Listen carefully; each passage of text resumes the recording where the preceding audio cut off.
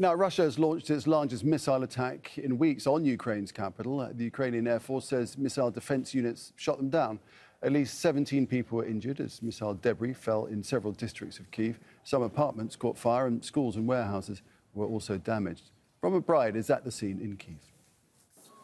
This was the largest such missile strike against the Kyiv region in a month and a half. The air raid alarm was issued in the early hours of Thursday morning local time after large numbers of aircraft were detected taking off from Russian airfields. And then the first explosions began just before dawn as air defenses across the city got to work intercepting incoming missiles, with debris falling at a number of locations causing widespread damage and also a number of casualties. The authorities reckon that just over 30 missiles were fired.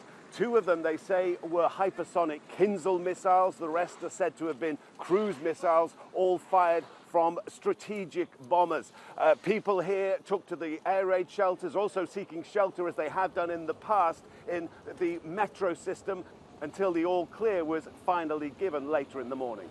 Вони все роблять, щоб знищити нашу націю. They're doing everything to destroy our nation. Our task as a people is to stay united and to remember who is the enemy.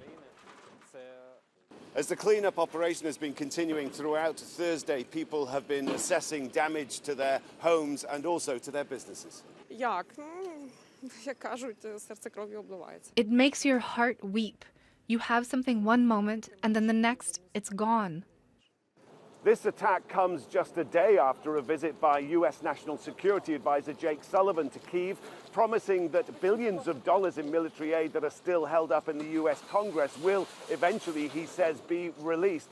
But President Volodymyr Zelensky, in his nightly address Wednesday, saying that more defenses, air defenses, are desperately needed. That coming on the day of a strike on the northeastern city of Kharkiv that claimed more than a dozen people killed and injured.